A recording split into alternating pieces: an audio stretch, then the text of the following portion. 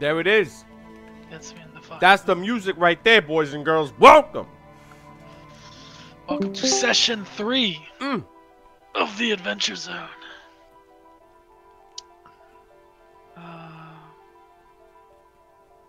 Last time on the Adventure Zone, with a map from Barry Blue Jeans, you three set off for Wave Echo Cave, a long-forgotten mine that once kept Phandalin running.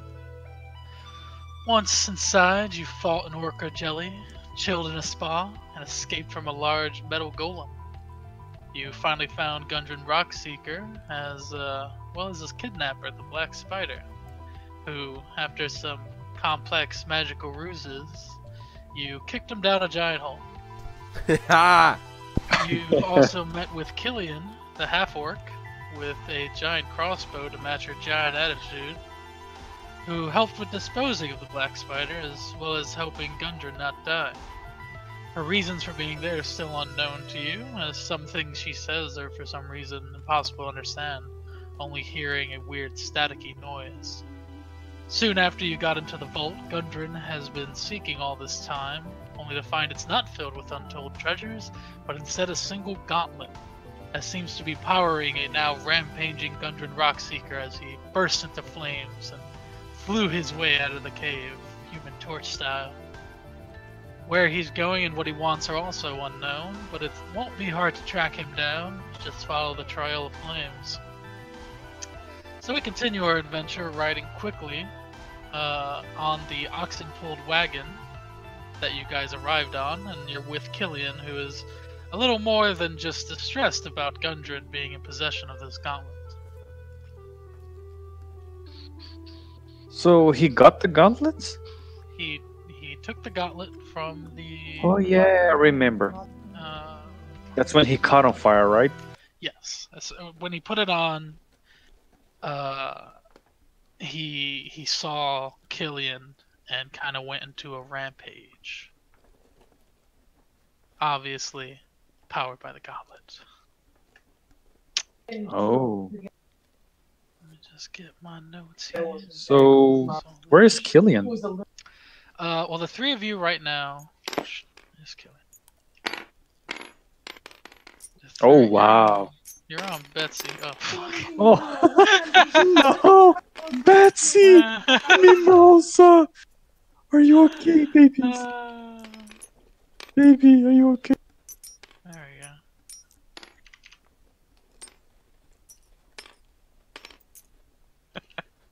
we go. So all four of you now are in the wagon following the trail of fires, which seem to be headed towards Phandalin.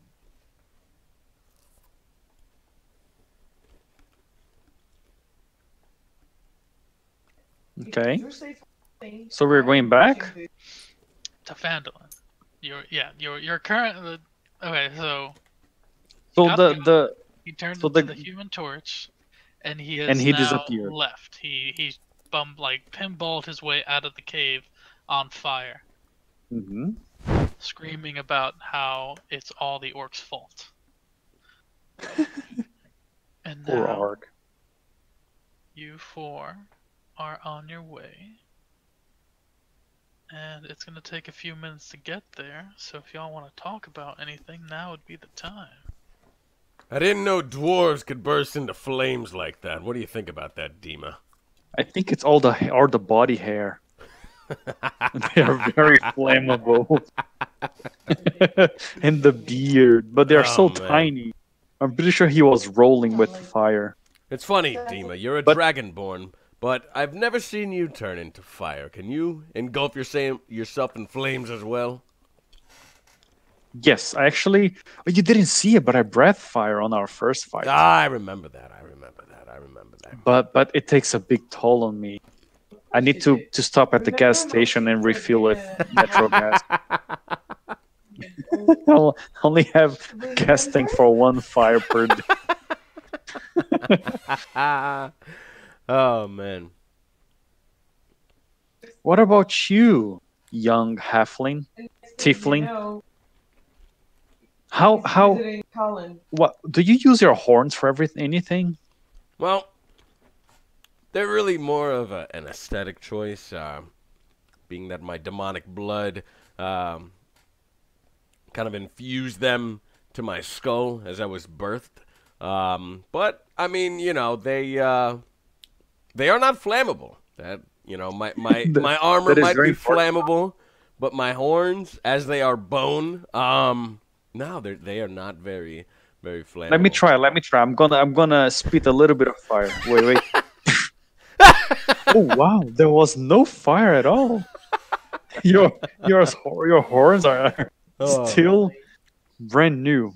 Oh man. Now I heard that the horns are 3 times the size of the tiefling's pee-pee. Is that true? Killian, who's kind of guiding this wagon, asks you to shut up. But there's nothing better to do here. I'm bored. She shushes you and points over at the road ahead, and there are turned over wagons that are still in embers and supplies tossed all over the road. Ooh. And as you get closer to this wagon, you notice that a large majority of these corpses are half-orcs. There must be at least 30 men, women, children. Wow. You're going through this rather quickly because Killian is sort of hard set on getting to Phandalin, or at least getting to wherever Gundren is. But there's a lot of wreckage. Wow, so there was a big killing here. Yeah. You there, half-orc. Do any of these corpses look familiar to you? That's racist. And no. And as she says that, you see a alive and well human in kind of common farmhand clothing, holding a box of half-burned supplies, and he notices you and he drops it. Stop! We have to stop. Yeah. Hang on, one guy here. And he says, "Oh, hi there. It's not what it looks like. We found him like this." And you notice that one of the wagons it doesn't look like this wagon was part of any fight. And another human kind of pops out behind the corner and grabs the box of stuff that he dropped, and he goes, "Hey, now finders keepers, this ain't gonna be need. They don't need it anymore, so we need it." Looters, let me ask you, gentlemen, did you kill these orcs? What? Do you see the size of that one? He points over at one of the dead corpses, which is like toppled on top of like 3 other dead corpses. That motherfucker right there would tear me in half. And I think this is when they realize that Killian, who's in the front here, is a half-orc, and is visibly pissed off beyond belief. Oh my god, she's always pissed off. I like her. Well, there's a bunch of dead half-orcs everywhere. But she just said that she didn't know anybody. Yeah. Killian, do we need to do anything for these bodies for religious purposes? Killian says that okay. She's trying to chillax for a second because I think she really just wants to kill these humans.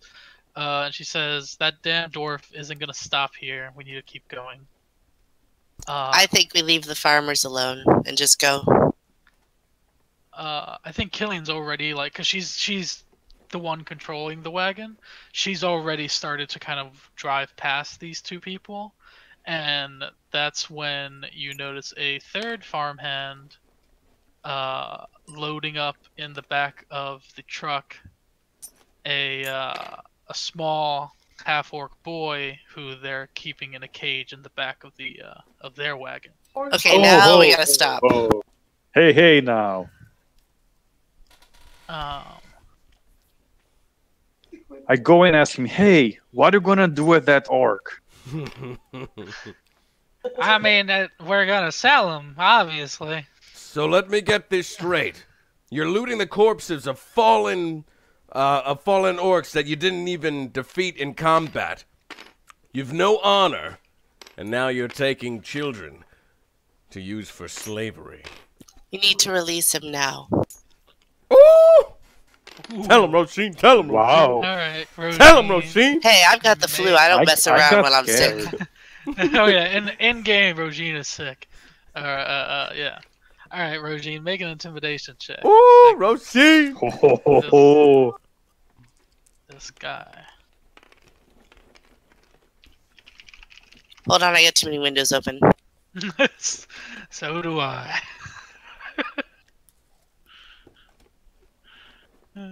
What am I looking for again? Intimidation.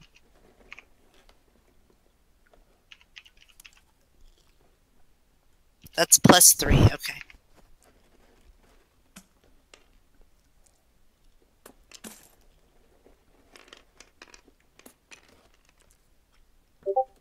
Uh, 9.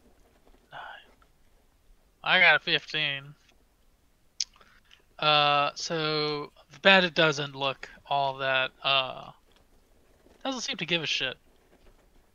And jumps off the, wagon, and he removes from his belt this orcish sword that he obviously looted moments ago, and doesn't even look like he knows how to use.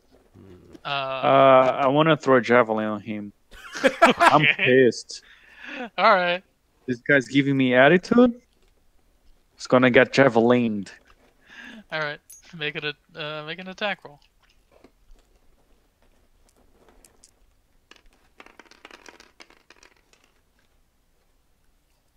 Nine plus 5.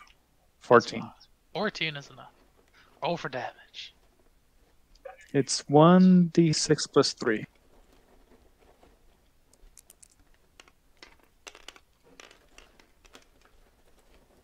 3 plus 3, 6. 6 points of damage. All right. He points up the sword at your group, and Killian's about ready to hop off and deal with this herself when Dima reaches in his little case of javelins, pulls one out, and just tosses it straight at the big looter. You're aiming for the big one, right? The one that was just loading up the kid. And you catch him right on the arm that was holding the sword, and he drops it immediately. He's like, "Now, all right, now listen, we were not looking for trouble. Oh, you motherfucker. Why Don't you y'all-" dare. He's motioning the two looters, and he says, "Now why don't we just let this boy go, and y'all be on y'all way, and we'll be on our way."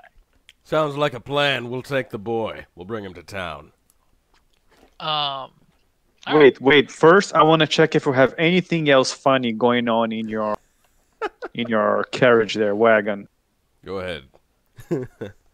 He's kind of holding on to this wound, and he's like, "Yeah, all right."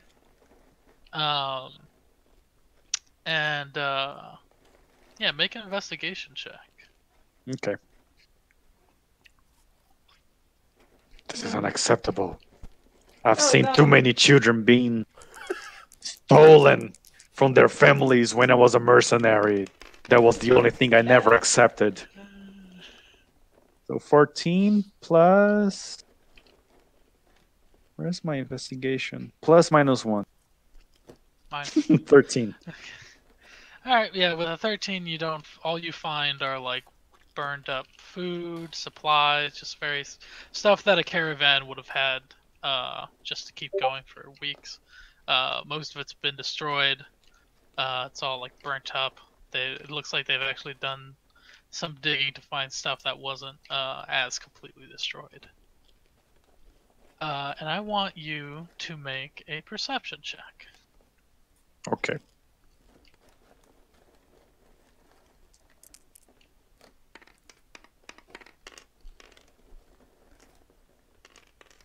(16) perception minus 1, 15. Okay. The two looters are releasing the boy, And as they're opening the cage, I need you to make a dexterity saving throw with advantage. As the You third looter has picked up the sword and is attempting to swing it at you. you little bastard.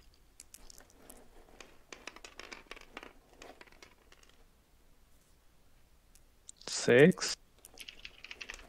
Let me roll a second one. 4. So it's 6. Saving throws, right? 6 plus Yeah. 1, 7. Oh man, that's gonna hurt. Yeah, I didn't actually expect to hit you. I gave you advantage and everything. Yep. Alright, well, he hits you. I was You very were distracted looking yeah. through the wagon. You were so busy looking through the wagon, you didn't realize he.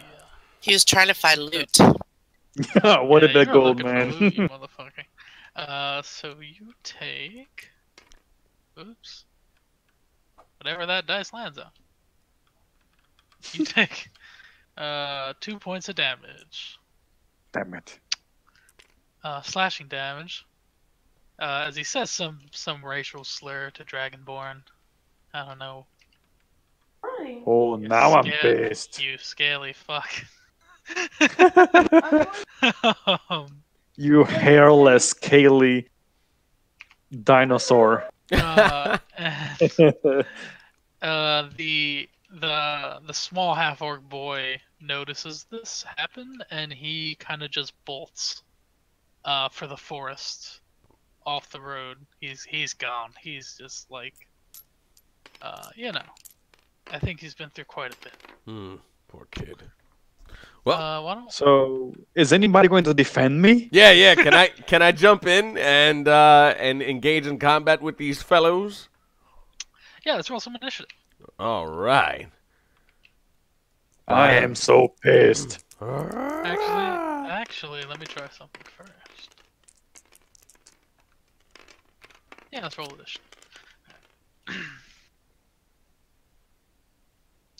Oofa, not good.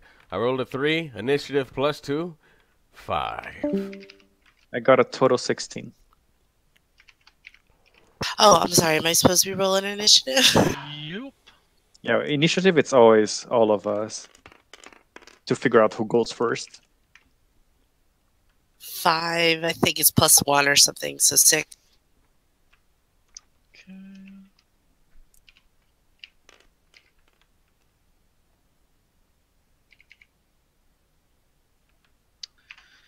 And what are these people? Losers. Okay. First in the order is gonna be Dima. Okay, let me see quickly here something.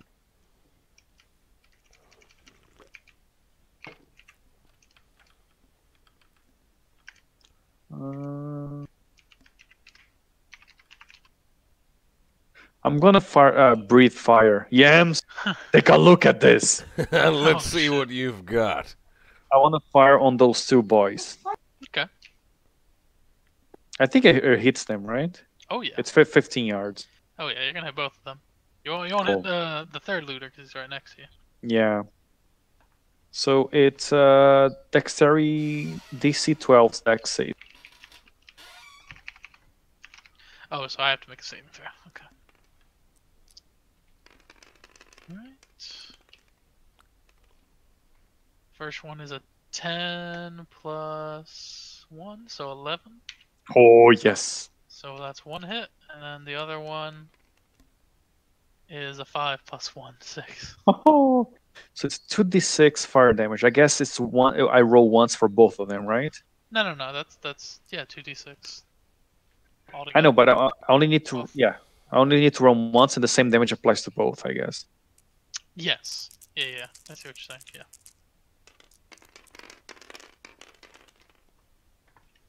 Four. Are you serious? What's up with these rolls? Okay. 2d, so 4 damage to both of them. It's 4. Alright, well, don't worry. They're just farmhands, and they don't like fire. They both immediately drop their weapons. And they're like, now we don't want to fight you. That dumb motherfucker. We've been telling for years he's too damn aggressive. What? You And, you hit me. What the fuck you talking about? You hit me. And as you say that, You're gonna die. you hear the sound of a javelin-sized arrow unleashed from Killian pierce the skull of the looter right next to you, Demon. He goes down. Ooh. Take that. Oh, nice shot, Killian. And I think Killian is just like, we need to go now. Even though I'm pretty sure if she had the time, she would beat these other two looters to death. So let's keep this party train going, shall we? Can I? Oh shoot! Yeah, I cannot even quickly investigate the corpse because the other ones are here. Yeah, they're like trying to put out the fires on their clothing. Damn it. Okay. All right. I'll get you guys next time.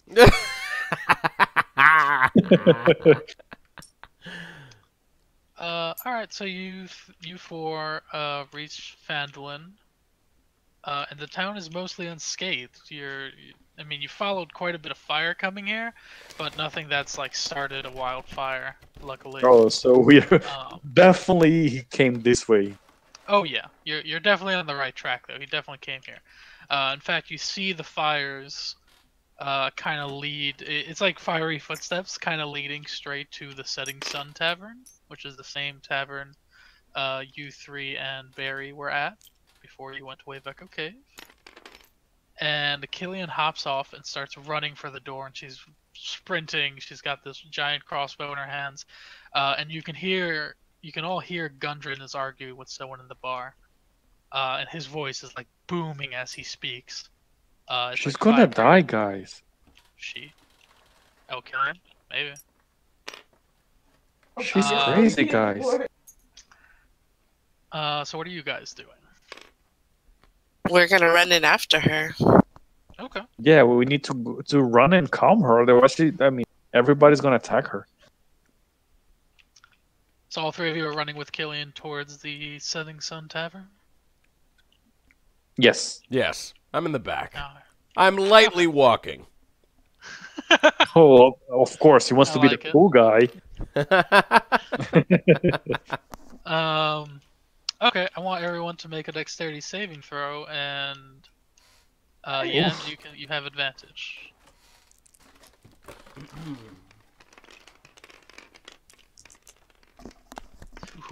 I missed that. Ooh, I got a 1 plus whatever, which is bad. Who has advantage? Ooh. Yams. Okay. And you said I dexterity gotta- saving throw? Yes. Okay. I got 13. Okay. Dexterity saving throw. Da, da, da, da.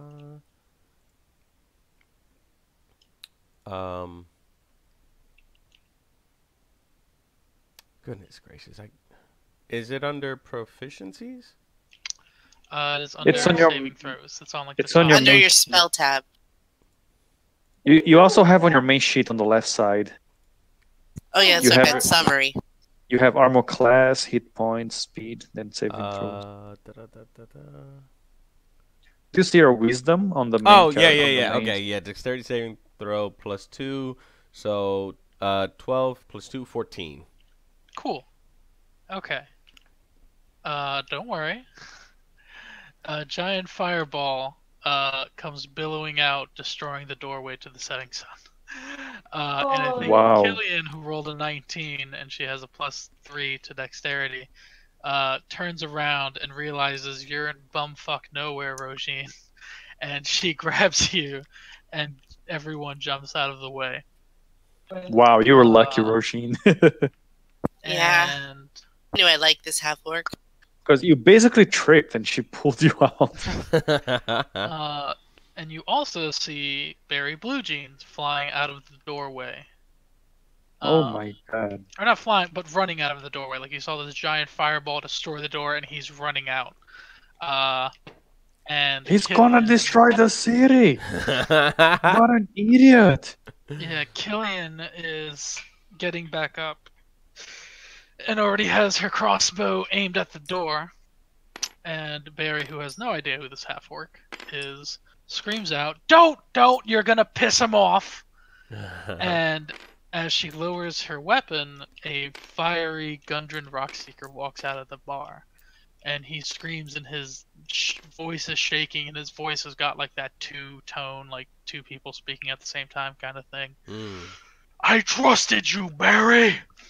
And Barry says, Gundren, you need to calm down. Look around you. You've won. Okay, look, it's not gold, but I mean, you've got all this power. I think we can figure something out. And Gundren looks like he's starting to calm down. His hair and his beard is fire, but it's kind of like slowly receding back into his face. And he's looking around at the fiery path that he's left to get here. And what do you guys do? Now, Gundren, it would appear as though you've been gifted some tremendous power. Now, I'll have you know, this, all around you, this fire and flames, ash and brimstone, is your doing. Now, you seem like a nice dwarf. And I think if you had full control over your powers, you'd never would ever want to cause the people of Phandalin any harm. Now, with some proper discipline. Oh, who just joined and interrupted? With some proper discipline and maybe some training, we could help you. No. He killed tons of women and children. We need to take that gauntlet away, and he needs to pay for his crimes.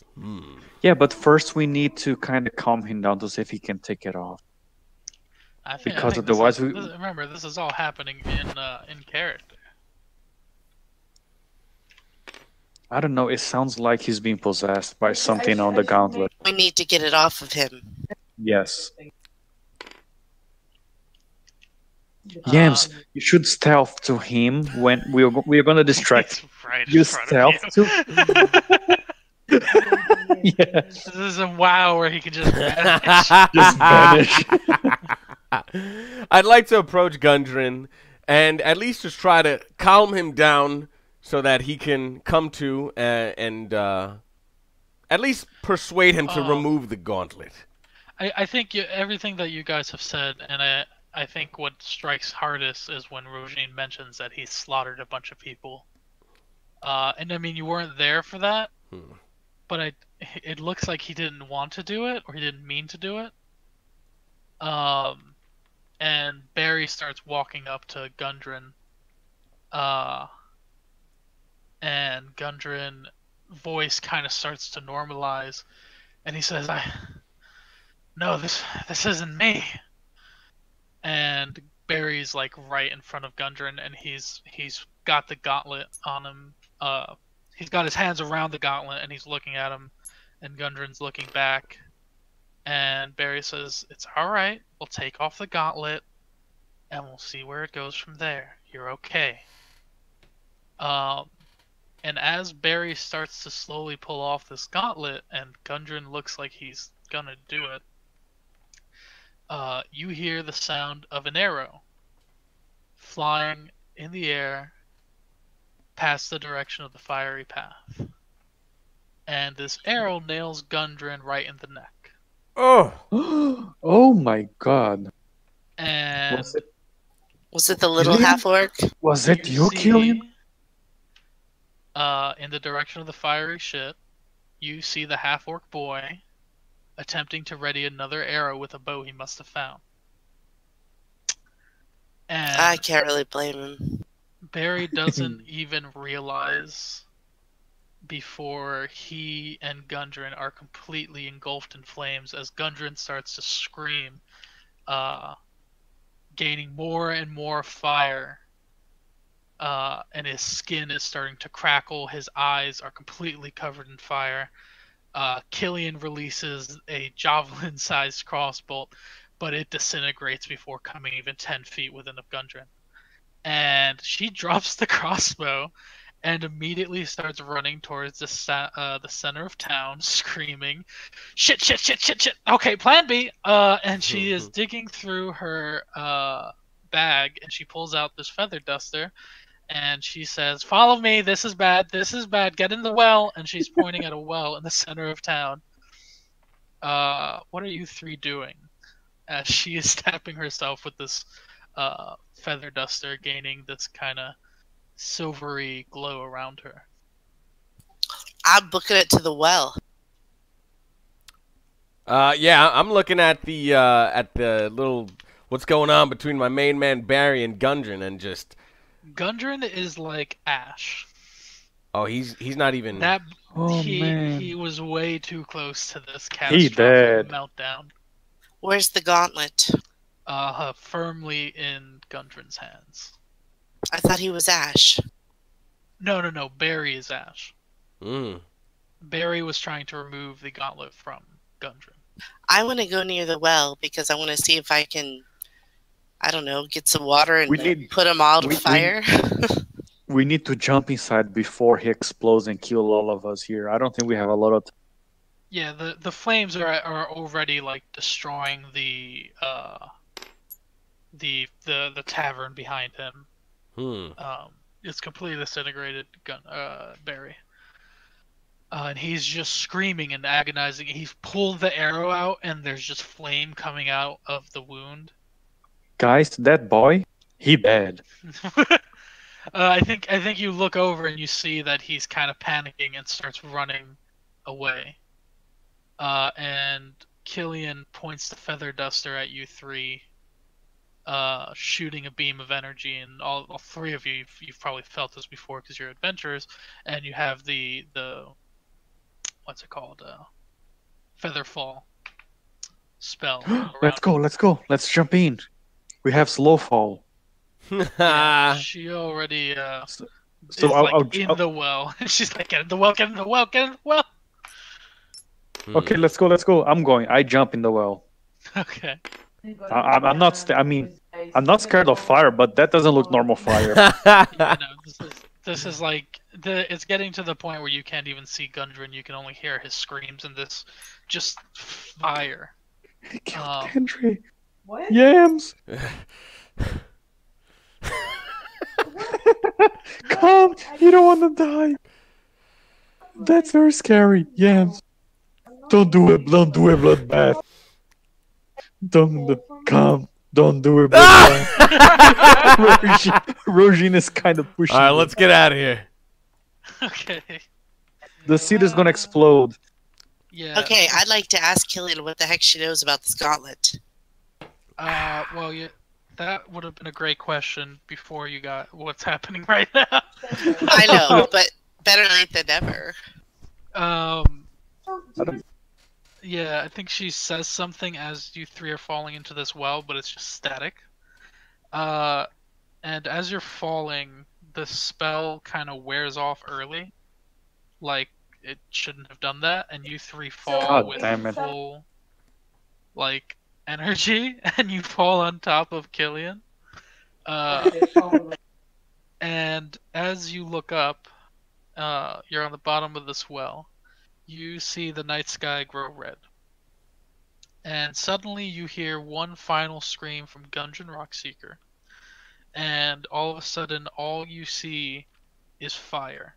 Just a big burst of flame that blots out the sky, and it roars louder than anything you've ever heard. I told you it's going to destroy the whole city. Like, you say this, and like you can't even hear the words coming out of your mouth because of how loud and how hot it is. And it lasts for about a minute and a half. Damn. Wow. And when the fire finally stops, you look down and you realize Killian's unconscious because you three fell on her. Okay, somebody. I hold her so is she this doesn't an empty drown. well, or is there water down there? A very, very small amount of water on the bottom. And outside, it's just quiet. Like, it's completely and utterly devoid of noise. So calming, no? The whole city destroyed. I think it's so calming, no? This one. I guess we're Okay, not so getting paid, huh? Well, I mean, Yeah, did the fire that stop? too.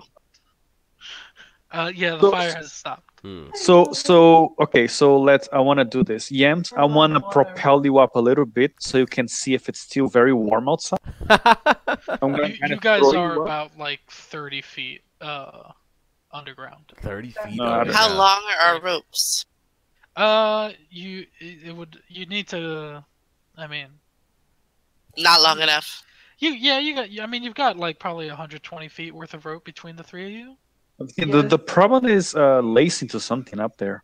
Yeah, like you gotta think about this like in a real scenario. Okay, you Yeah. got 120 feet of rope. Now, how do you get out of here? I snap my fingers at Killian. And you're out. And kill half of I'm joking. I thought that's where you were going with that. No. I snap my fingers at Killian. Hey, half orc, wake up. She's unconscious. Oh my god. How wide is the well? It's a pretty tight fit.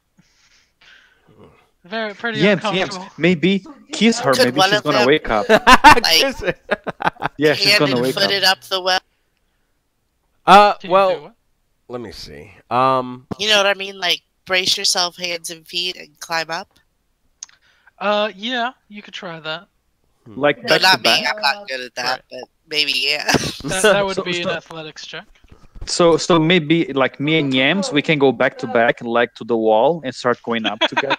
I like it. Alright, so freaking, You know what I mean? Well, Emperor's New before Groove. we do that, can we actually investigate the feather duster that she had on her that brought her down that brought us down in this well in the first place? Yeah, you go into her bag and you grab out the feather duster. Does anybody know what this is? That's stealing. That I'm Well, not if stealing. Spell component. If she's dead, it's looting, which is fine. We're just borrowing it for now. Okay, now It's now a spell now, component. You have to know the spell to be able to use it. just shake it around. Can I for a just second. yeah, like can I just like with feather duster in hand, I kind of just wafted in the air expecting something to happen. Yeah, you do that. Oh my god, this is not good, man. You're gonna take damage. Yeah, you wave it around and it kind of goes like. Ugh. It's like it's out of energy. It's out of uses. Oh yeah. Alright, so I put it back in her satchel. Dima, I like that idea that you had of us going back to back Okay. with So feet on the wall. Rasheen, come to the side a little bit, and we're gonna go back to back. All right, which one of you has the best athletics? Let's Oh, see. I have +5. Oh, then it's you, yeah, because Jesus. my athletics is 0. I don't know why I have +5. Yeah, make an athletics check with advantage as Okay. Yams is helping you back to back. Yeah, I'm -1. I'm gonna stay here and wait for you to throw me a rope. That's a D12. Oh my! Oh, that's a D12. Oh, that's why. I was like, why did I roll so? Okay, let me put this back. I get very confused. You scared me. Is this? Yeah, this looks like a 20. Yeah. 15. You have advantage. Oh, of course.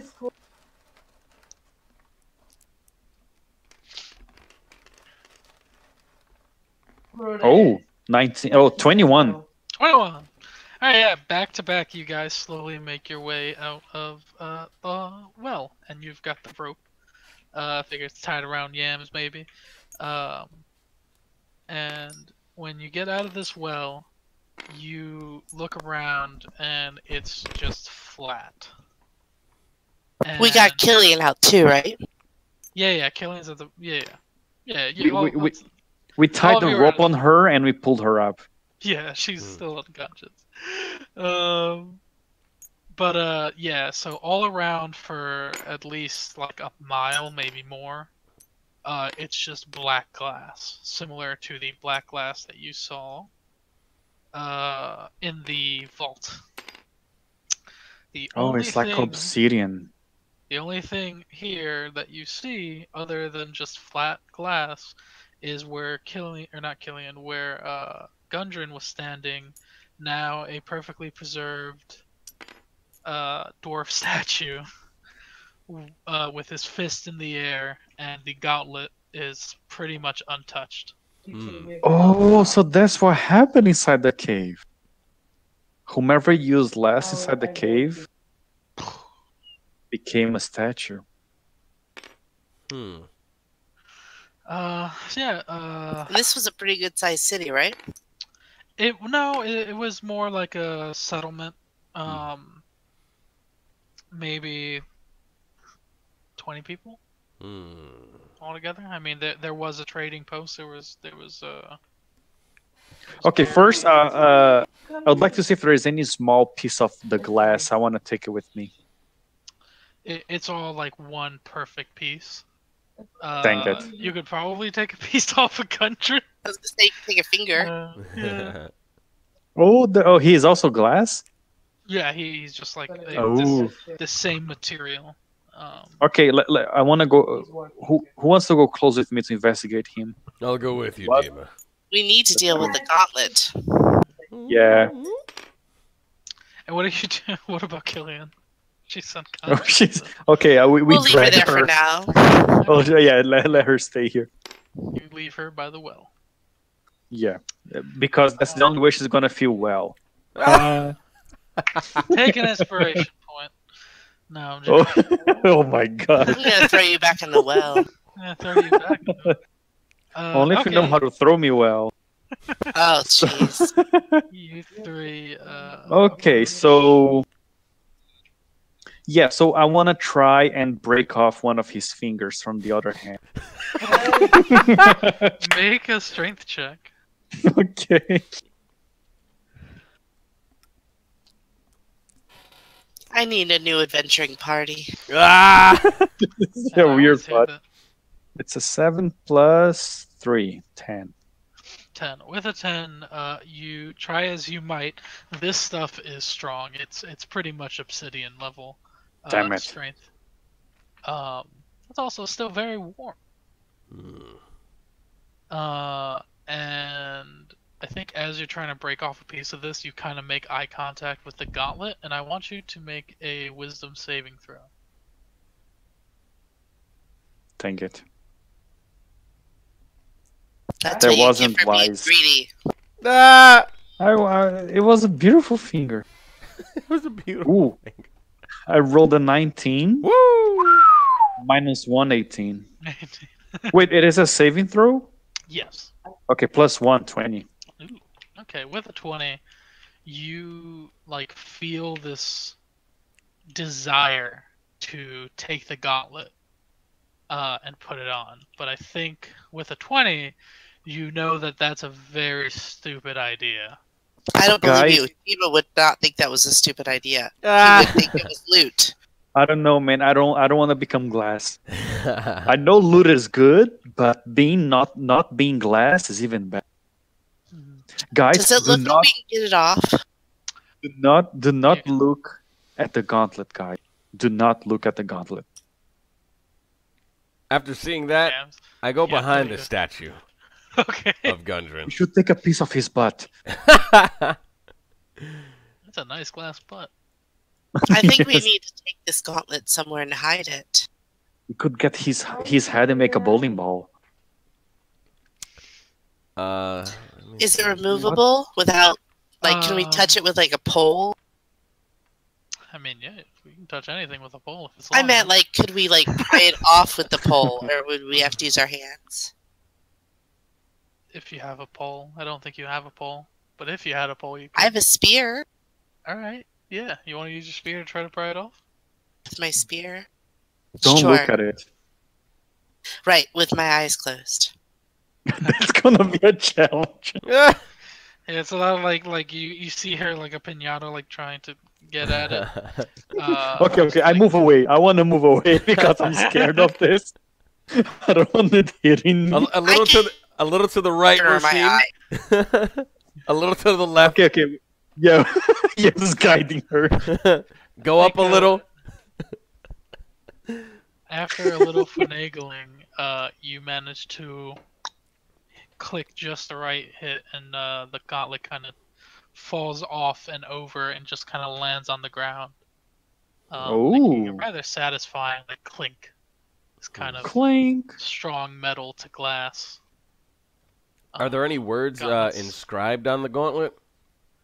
You want to investigate it? Yes. Make a wisdom saving throw. Alrighty. Oh, let me get over to the green side. Here we go. Alright. Wisdom saving throw. Lucky number And, dice. I think you have advantage on this because you kind of know from what, yeah, from what Dima told you, you have advantage on this roll. Wisdom saving throw +2, 5, 7. So roll again. Oh, you have a card. This first time I see it. Oh yeah, that was from the thing Oh! you found in the body. Oh boy. Oh no, yams. Oh my God, yams. Yeah, it's gonna be one of those nights. It's gonna be one of those nights.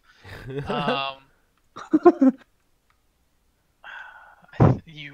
me. Oh yeah, I forgot I gotta fucking roll.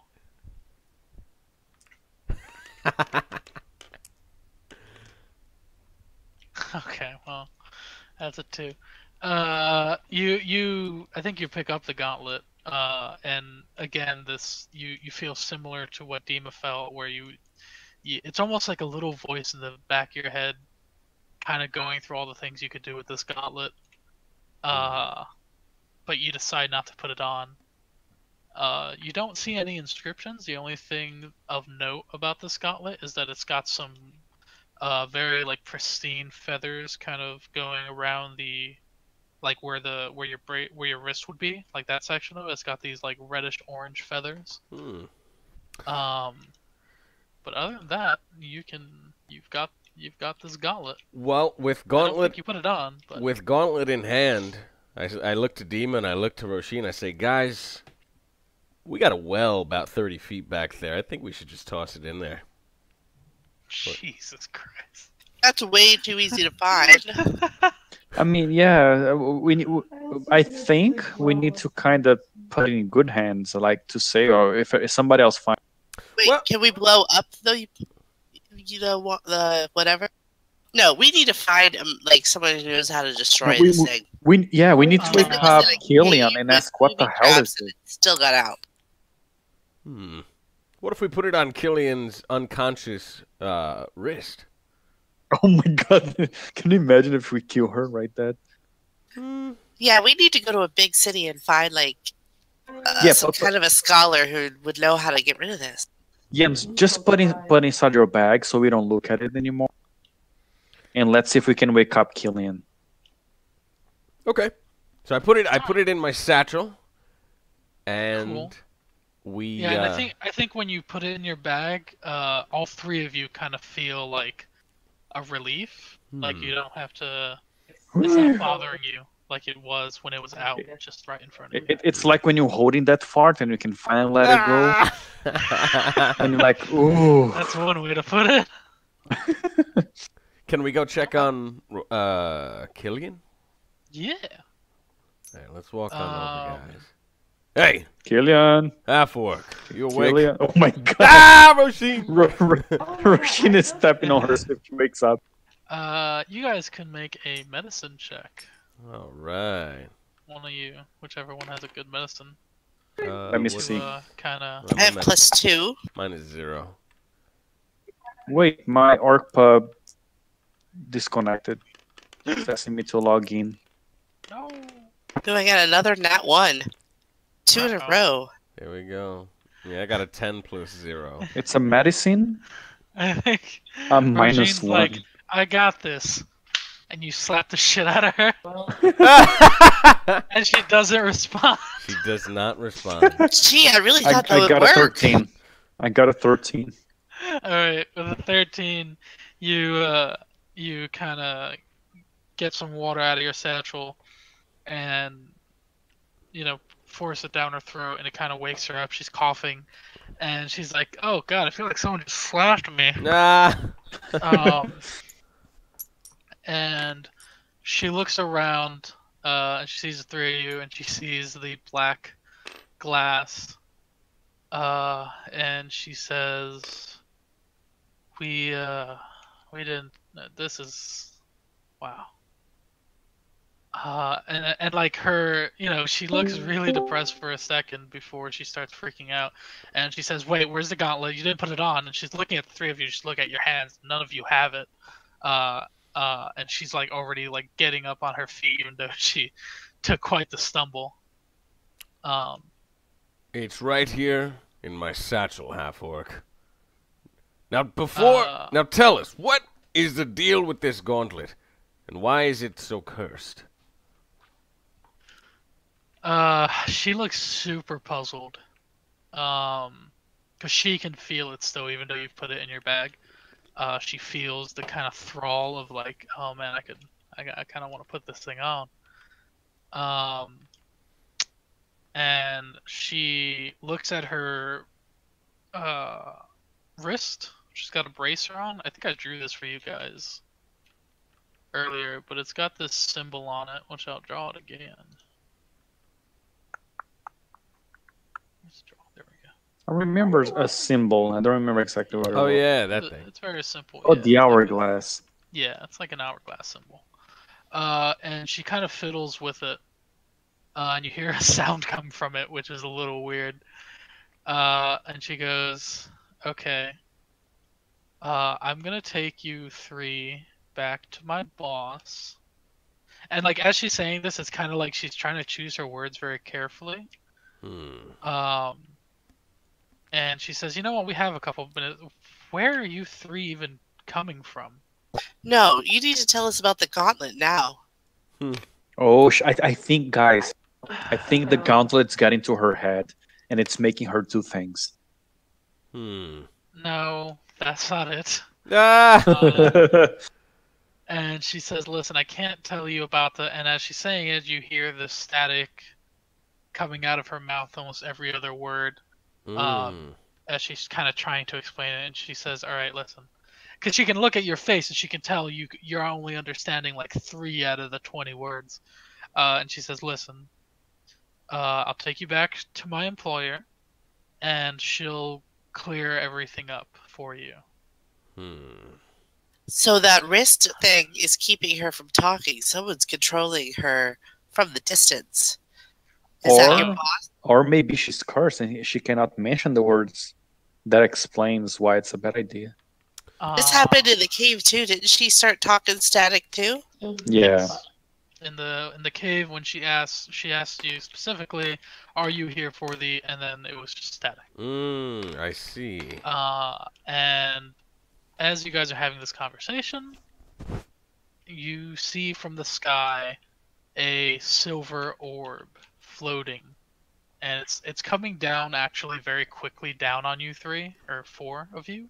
But then as it gets to about like 50 feet up in the air for you guys, it starts to dramatically slow down. It has this silvery aura around you, or around the orb, similar to the...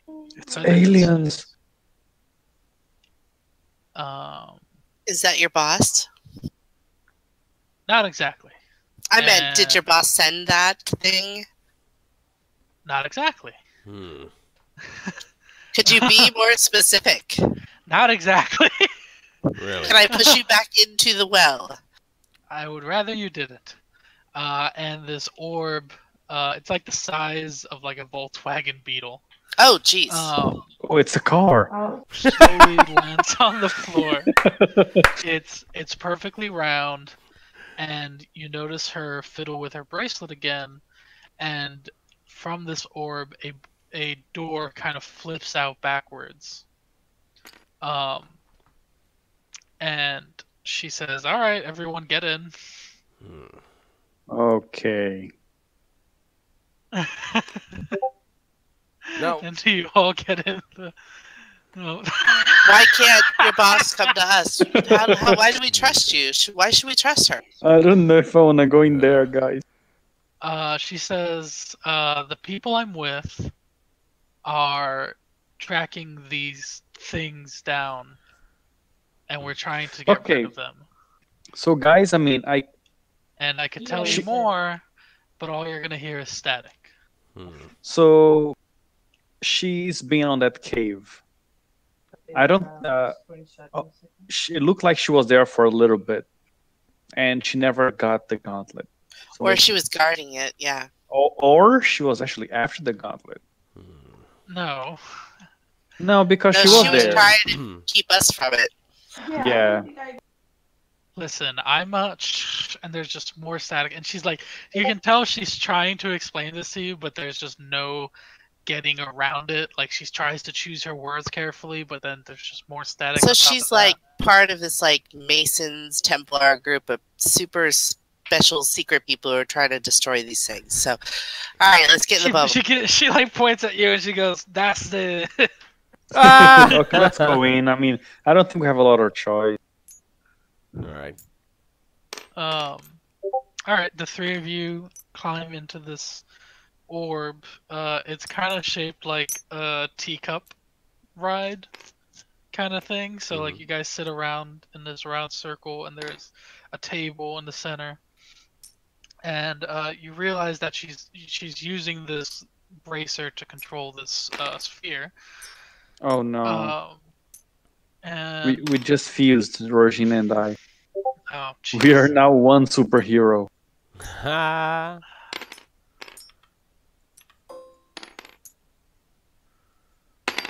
There we go.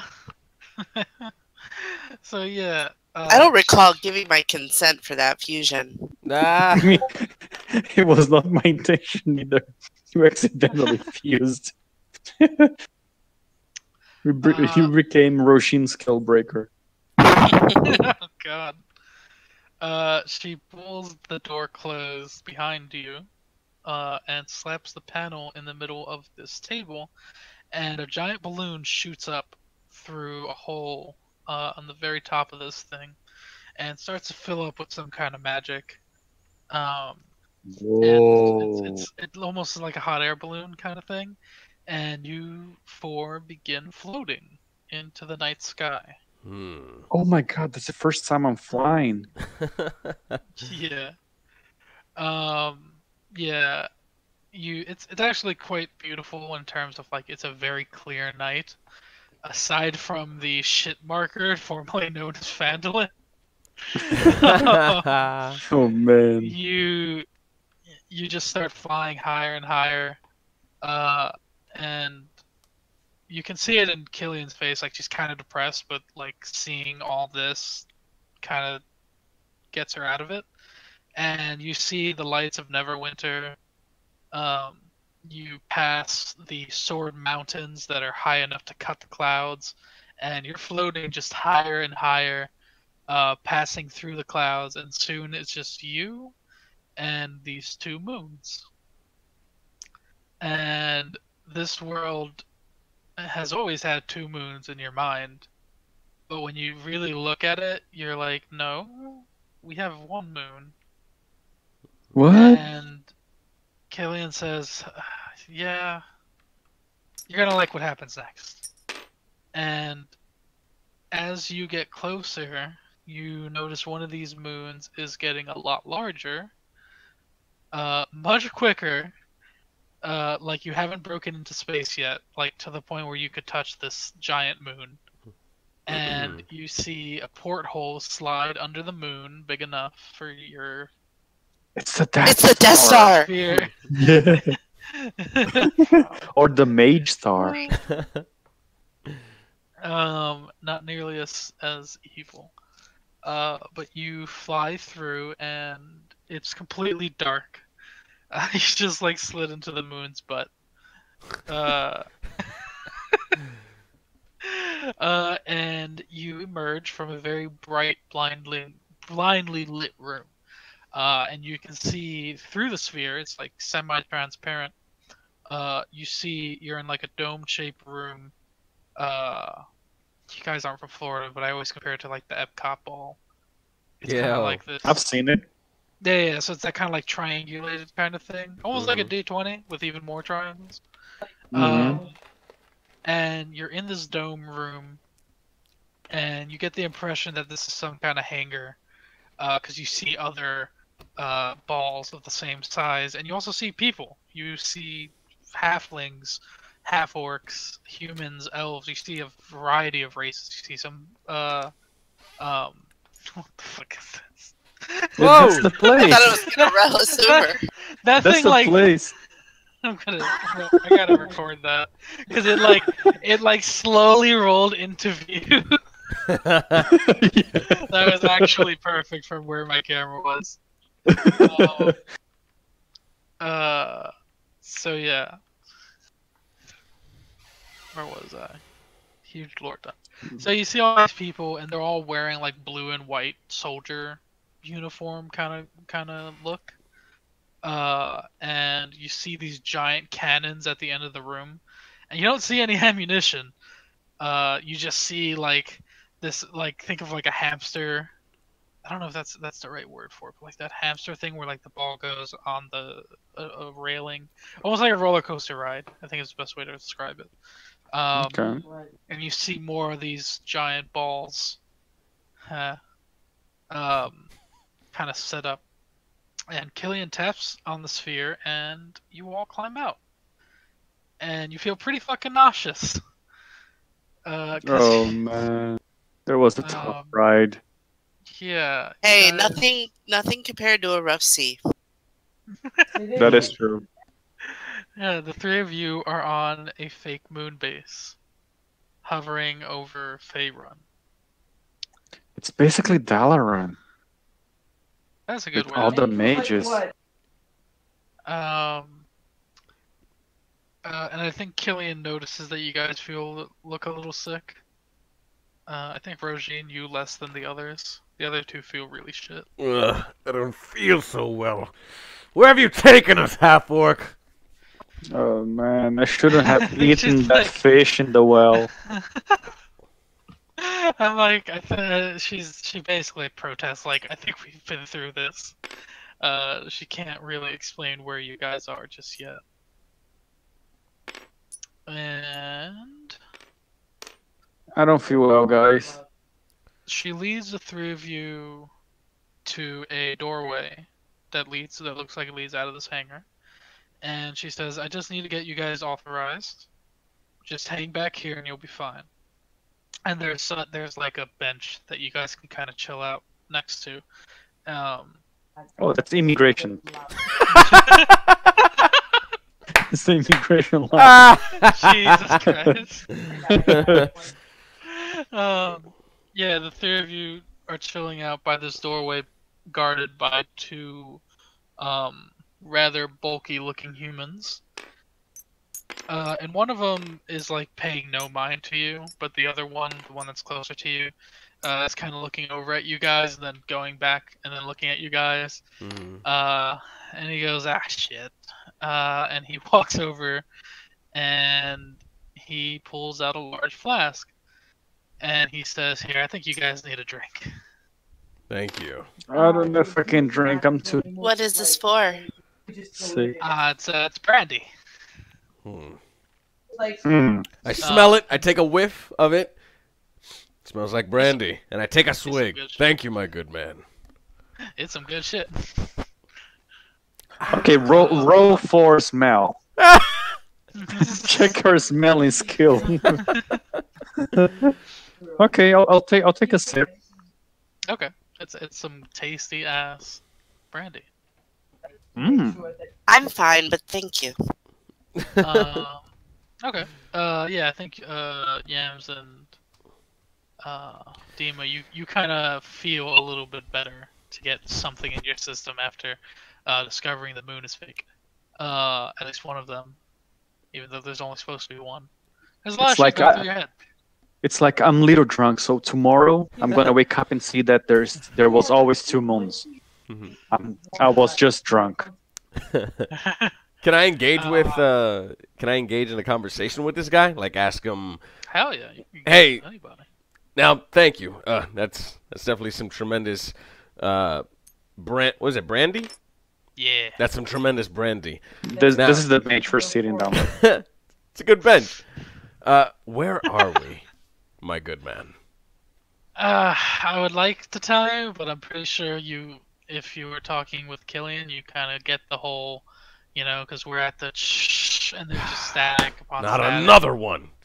And he says, look, I know, I get it, but I'm sure you'll be fine. and we're glad to have you. And the other guard behind you, the more sterner one, goes, and he says, "I'm Avi, by the way," and he goes back to his post. And a couple minutes pass, and Killian comes out, and she looks rather excited, and she goes, "All right, you guys are good. Just follow me." And you follow her. I got your visas, bitches. You got your green Let's cards. go. Let me follow your green horse. Got our tourist visas. Yeah. You you follow her through the hangar, and you enter what can best be described. I think that you actually nailed it on the head. It's a very much like Dalaran. Oh. It's got lush grassy fields with more of these like smaller Epcot-sized ball-like hangars in different areas, and you look above you and you can see the night sky, and you can see it's like in some kind of glass enclosure. And above you, there's only one moon. So the top is glass.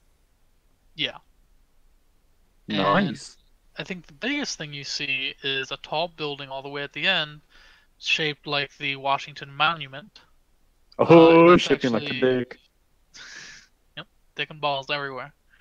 And that's actually where she's leading you three. And she takes you inside, and there's only one thing in this room. It's a large column in the middle of the door, or in the middle of the room with some doors on it. And she lifts up her sleeve, and she reveals that same bracer, and she holds it up to the door.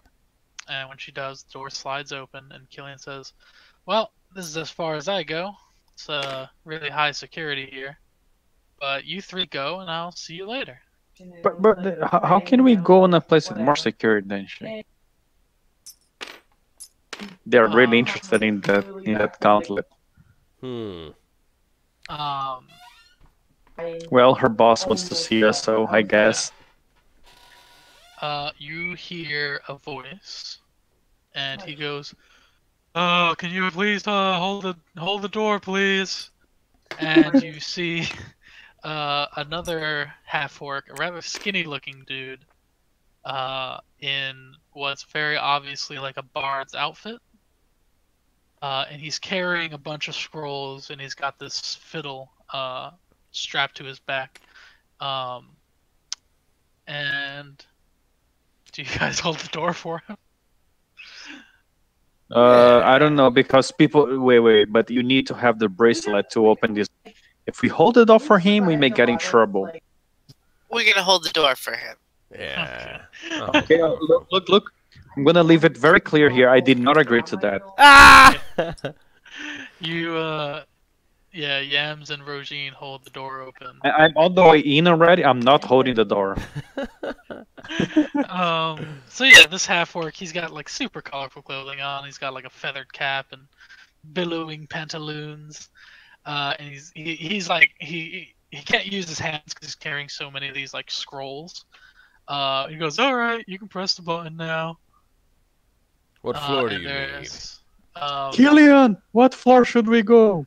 It's like, ask Bo, and like the doors close, and he's like, "Yeah, it's that one." He's like trying to point to it, and it's very there's only a few buttons on this panel, but there's one really big one. It's like that one. Hey, do you know if the boss lives on the big button? No, she's on top, but you're gonna want to get inoculated. Inoculated. Oh my god. Okay, let's push the big button. I don't know. I mean, I hope it's not suppositories. Give me a second here.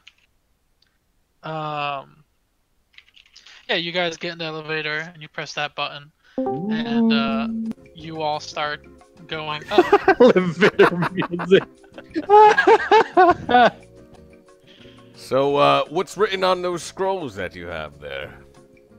It's music. I'm a bard. I play the fiddle. I'm actually pretty good. Could you beat Satan? I'm pretty sure I could teach him a thing or two. Really?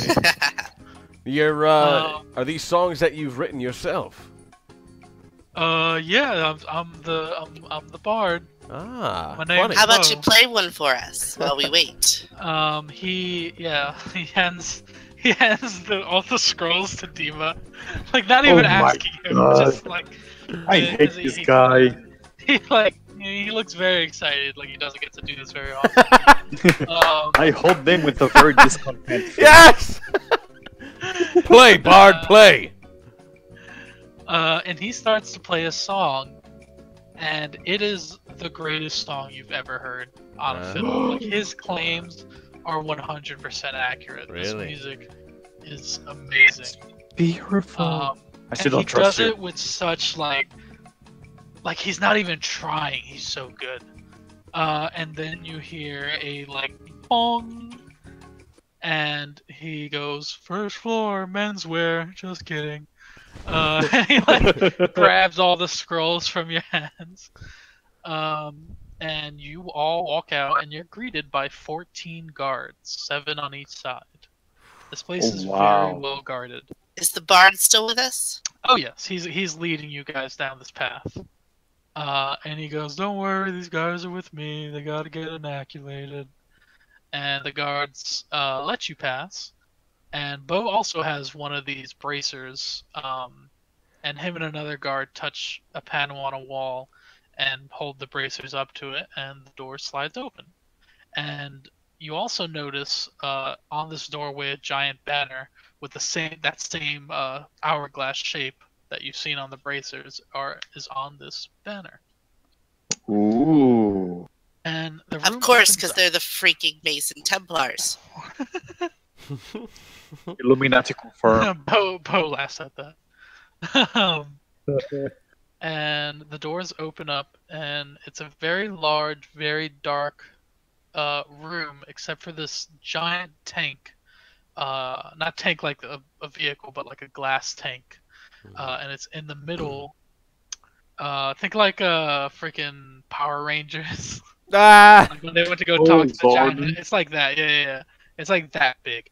And there's something inside.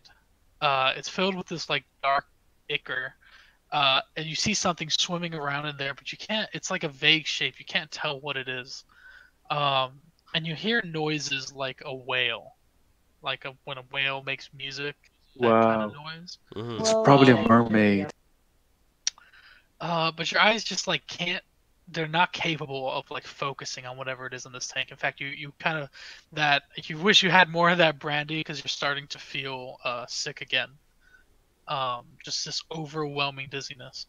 And the bard walks over to the base of the tank, and this thing stretches out all the way to the ceiling, and he opens up a panel in the base and places these scrolls, these compositions that he's been working on. And when he closes the lever, you see these scrolls like start floating into the water and kind of just like dissipate into this liquid. And he goes, "Well, there goes another beautiful composition." And what? You see a tendril like wrap around the scroll, and all of a sudden, none of you can remember the music that Bo played earlier. It's just gone. It never happened. So it erases history. Not an old God game. This is a fucking, warlocks can attack an old god. So. And he goes, "Are you guys ready for things to get weird?" And he, there's like a table with some parchments and some writing stuff, and he grabs a stein from the table, and he goes up to like a spigot, and he starts filling it with the liquid that's in here, and it's this black inky ichor. And he goes, "When you drink this, there's no going back to anything before. Also, it's got the consistency of Gogurt." And he holds it out to all three of you. Which one of you wants to take a drink? If you want to take a drink. Oh. Are we gonna forget everything? No, You don't you're gonna know. remember. But Bo, what the hell happened to your scrolls? He's like shaking the stein, like, eh. Okay, Bo, you drink first. I've already done this, but I mean, all right. He like drinks it. He takes a sip of it, and nothing happens.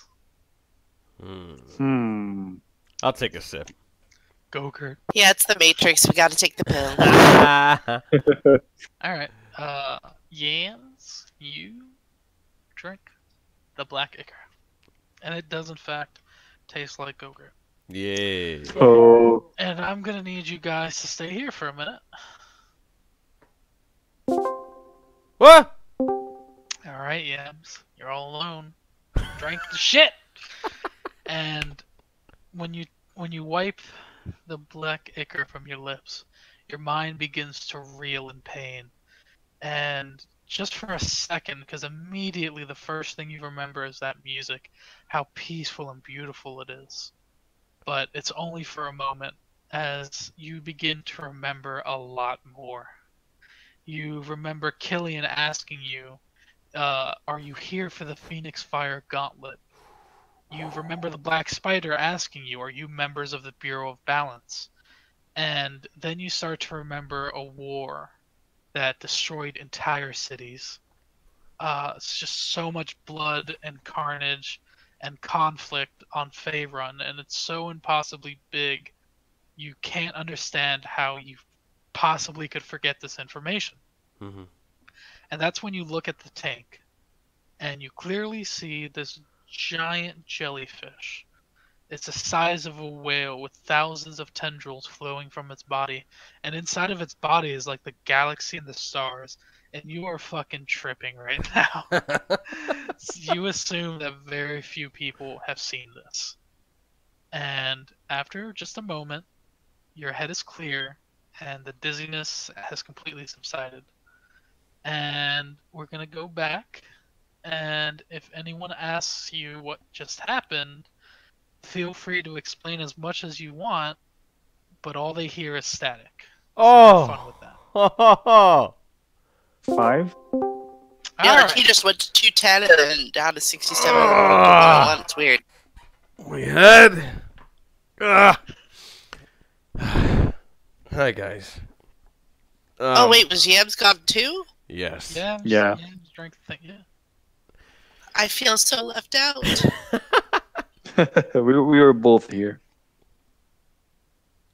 So yeah, Yams drank the black ichor, and he kind of stood still for like a minute, like just staring at the tank, and then he kind of comes to. Tell us what happened, Yams. Okay, so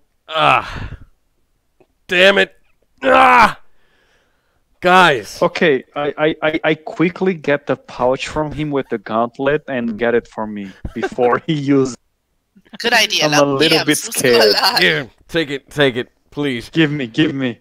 Okay, I'll hold it until Okay, we the figure out gauntlet the- that you have in your hand, it's the, and it was used when this black spider. It was used during the. Oh my god. Yams is staticky. Yams. He He's lost one his of them. antenna. He lost his antenna. He can't see. He can't get the radio anymore. You don't understand. This, and it's used. It's used for the. Oh my god. Okay. Exactly. So, guys. Can you yes shake your head yes or no? Should we drink the liquid? I mean, you'll receive a massive amount of knowledge. It's just this is what they've been looking for this whole time. I say, guys, you gotta give it to them. What do they want it for?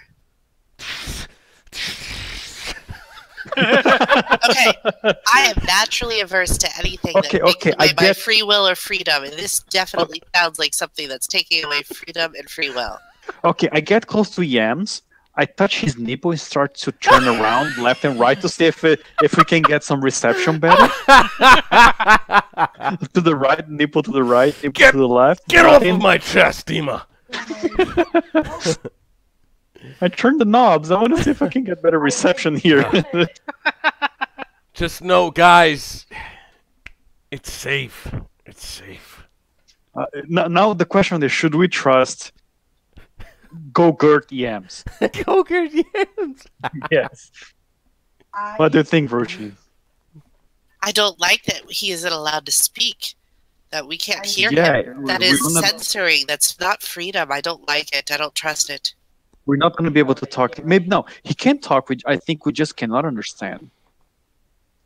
Yeah, I think as you're like debating this, Bo and Yams are having a conversation in static. Oh. So they can hear each other. Yeah.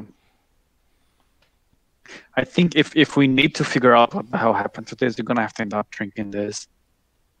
But how do we know it's the truth and not what they want us to be? It could be brainwashed. It could be. And I don't have nipples to change my static.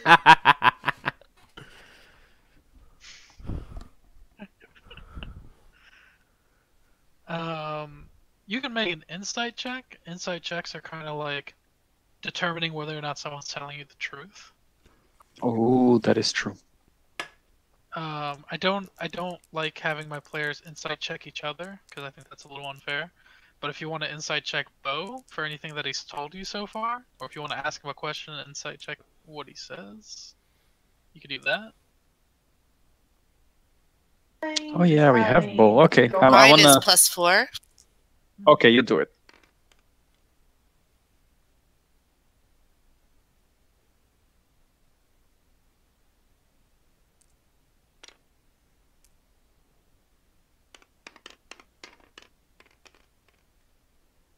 Jeez, this is ridiculous tonight. Bo, cue up another one of those Go-Gurts. Yeah, he's already like filled up another 2 tankards worth. Dima, Roshin, we've been on this journey together for quite a while. Believe me when I say, you need to see this. You need to experience the truth. That's what Eve said too. Look what the heck happened. Bo, okay, so Bo, are you gonna tell me what happened to those scrolls? What? To the scrolls that they disappeared. Oh. It's. Oh god damn it! He can see you're frustrated, and I think he looks at Rogine and he says, the problem is you don't know.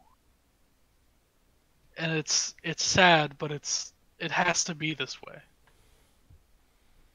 Yeah, I don't think there is if a way. Brought you here, then you need to know, and you need to remember. I think we need some Go-Gurt version. We need to remember. That means it seems like things have already been forgotten. So maybe the Ecker will actually free us. Oh yes. And if that's the case, I am totally all freedom loving. Maybe we actually know what happened, but maybe maybe the world has been mind controlled by aliens, and this is the last resistance, and we don't know. When they destroy the scrolls, the knowledge is lost unless you drink the Go-Gurt. Yeah, I just grabbed one of the Go-Gurt. Give me some. All right. The 2 of you drink this Ecker, and it does in fact have the consistency of Go-Gurt. And I hate yogurt.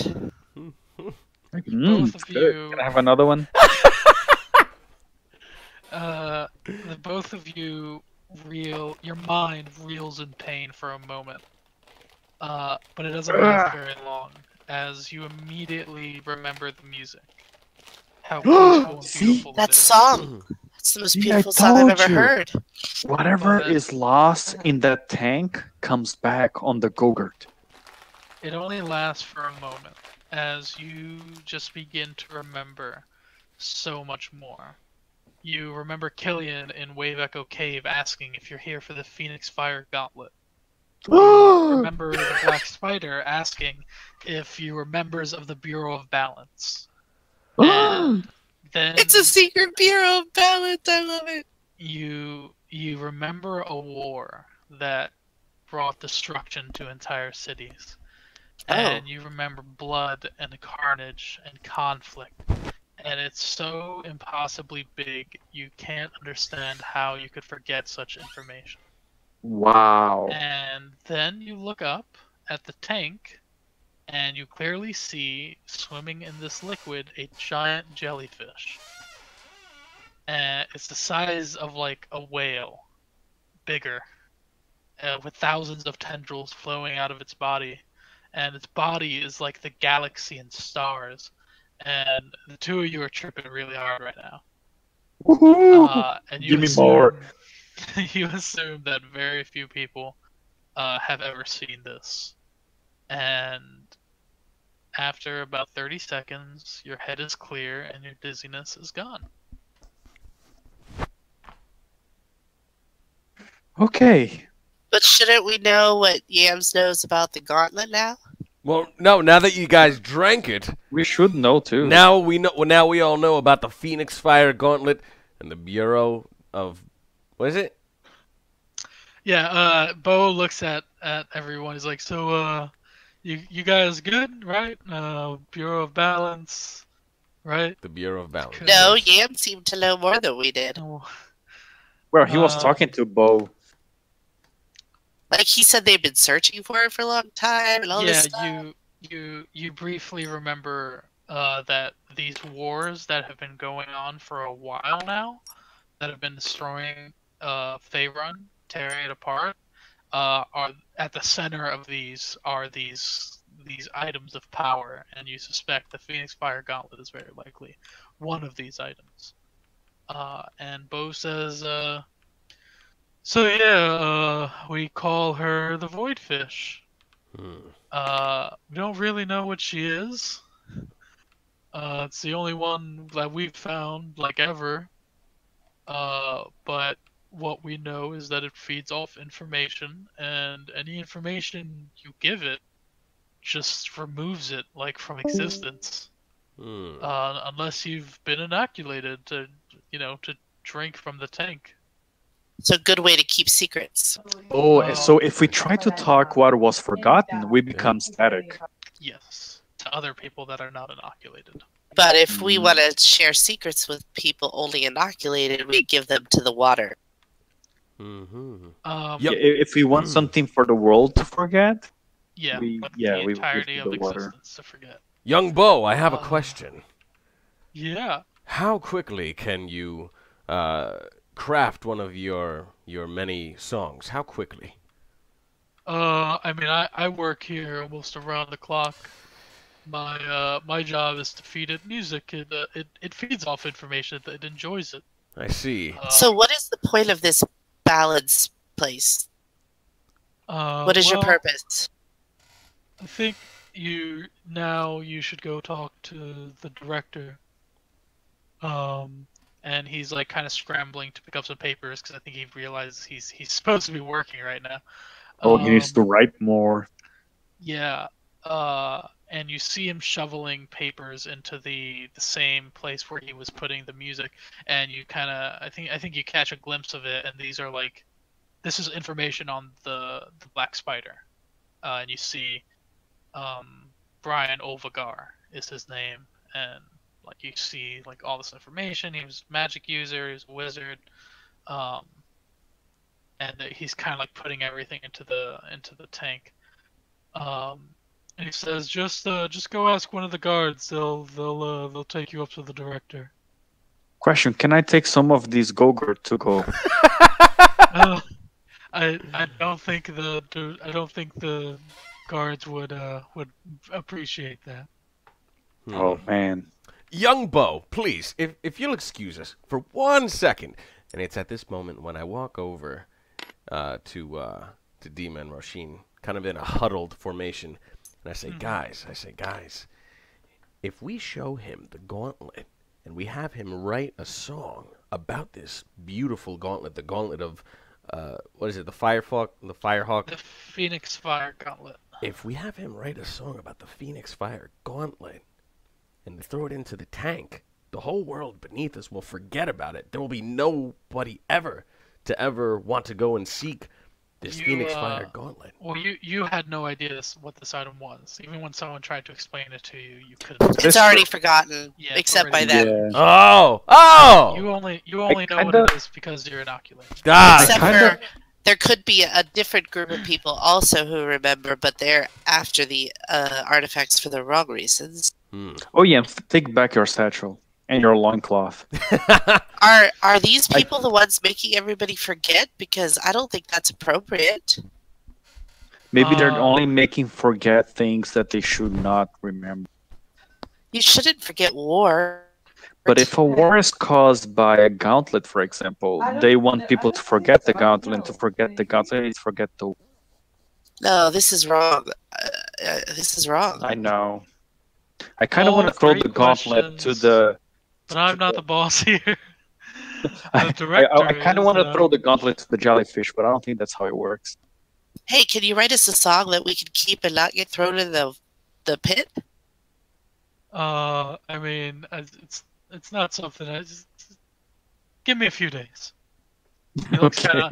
he kind of didn't want to do it, but he he wants to do it. Like someone's asking him for music. Yeah. Yeah, we should go up, guys, to the boss. I just, I sail a lot. It'd be nice to have something like that on those long journeys. So you do that, and we'll be back. Let's go to the director. Oh yeah. So yeah, you guys go to one of the guards, and he leads you back up the elevator, and you go all the way to the top. And you're on the top level, and you've passed by a few dozen people on this level. And you enter what looks like a throne room.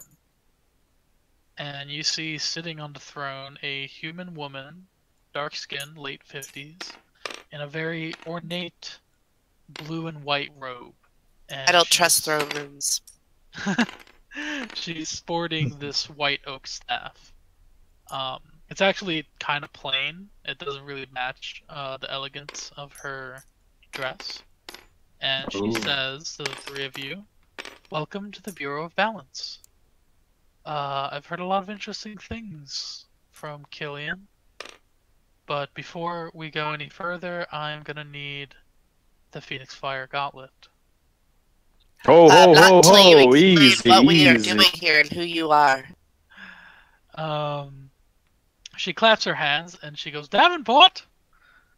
And you see this gnomish man with very fine garb come out, and he's got a tray with a giant gold coin purse. And she says, "Pay the fine men and lady." That isn't going to work. We don't want your money. Gold. I want gold. I want gold. Hey, Hello, hey, Diva. hey. I want gold. Why did I forget the gold and run away? The gnomish man walks up to you and he goes, "Davenport!" And he hands Tima. He's got like a plate, like a big silvery plate, and it's got the coin on it, and he holds it up to you to take. And Dima, don't do it. Oh my god, oh my god. Okay, let me do a wisdom check. I need to check with myself. A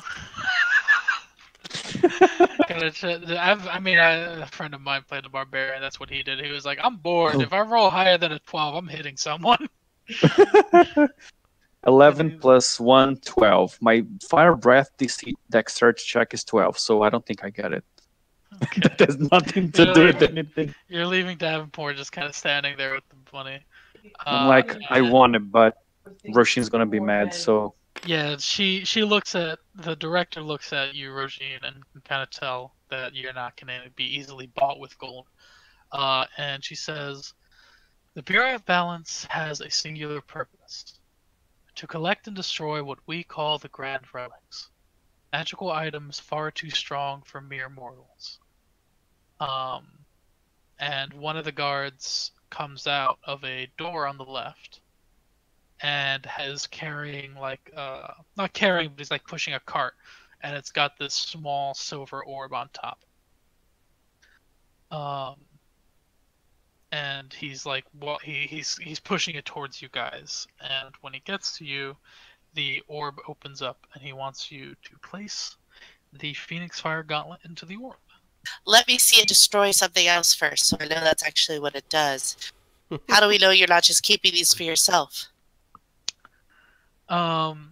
She waves her hand, and this large panel comes off the wall and slides away, and you see this large room with these I'm trying to figure out what the right word. It's like these cones that are all pointed towards a central point in this round circular room. And she lifts her staff and she taps it on the ground very lightly, and you see this fire blast into the room, followed by just light, like just pure, like bright white light. Like you can't look at it; it's so bright. And then it subsides, and there was nothing in the room to begin with. And she explains that for as long as she can remember, these grand relics have been sought after by very powerful people, and it's been the reason for all the wars for the last millennia. And after I found the Void Fish, and I found I can make people forget information by feeding it to the Void Fish, I put together this organization myself. And all I want is to destroy these things so they don't hurt anyone anymore. I get that it's a noble goal, but making people forget all of the rest of the history is not a good thing. Why not to destroy everything without making people forget? I have been trying. And she goes on to explain how she alone was searching for a grand relic, but I think as she's explaining this, you just everything she's saying is checking out because you are remembering the wars. You're remembering the carnage that these items have brought. And she's basically just explaining that as long as people knew about the items, it was not safe for her or anyone she knew or employed to go after these items. But after wiping everyone's memory of the items, it hasn't stopped people wanting it. And again, you're agreeing with this. Like, you remember that feeling you got, Dima? You're remembering it. Yams, you almost fucking wanted to put it on. Even though you didn't know what it was, you felt a need to put it on. Before this, when people knew about the Phoenix Fire Gauntlet and the power that you could hold, people were going to war over this. So yeah. I open up my satchel. Dima has it now. Oh, Dima. I gave it back.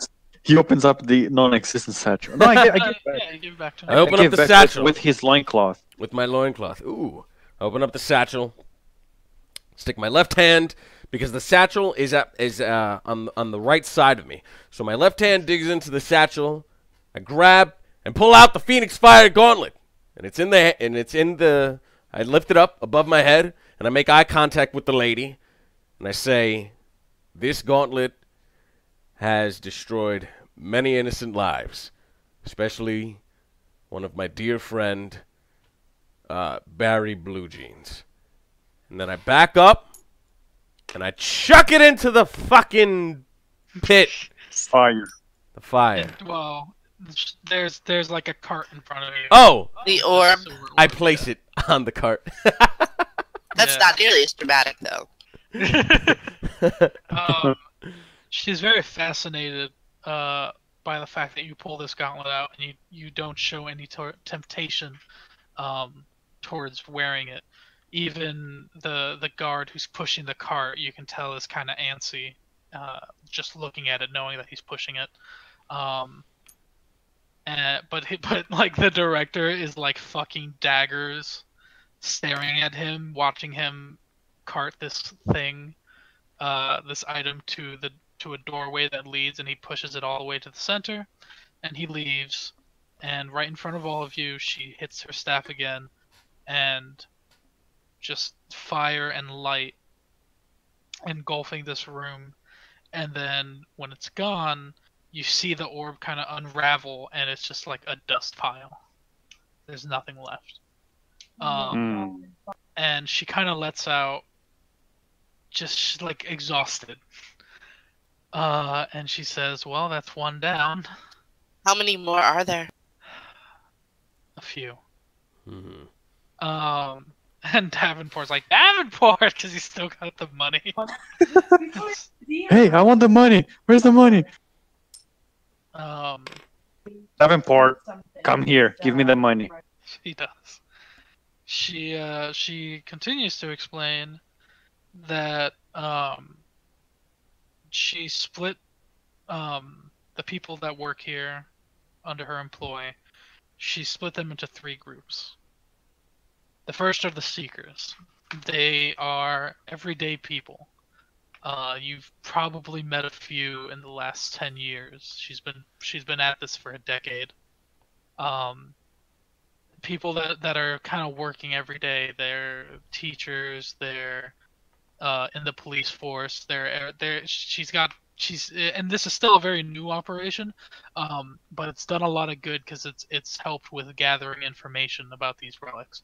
Ever since she's wiped everyone's memories, a lot of them have gone into hiding. She's not sure why. If maybe these items are sentient in some way, and they kind of realize what was happening and are making sure not to get caught. And she also like explains that you guys are the first to bring a relic, and not just take it for yourselves, because the next group of people we have are regulators, because it is not unusual for people to go AWOL, taking the information that we have given them and try to take a relic for themselves. Killian is actually one of our star regulators. She was hunting down Brian, I forget his fucking last name. It's a Black Spider. He was tracking down the Phoenix Fire Gauntlet, and he decided to go rogue. And then the third group is going to be you 3. I need reclaimers. I need you to go out there after we've tracked down all this information and go down there and take the items and bring them back here so we can destroy them for good. But first I have a question. Which one of you is the strongest? Which one of you is the smartest? And which one of you is the bravest?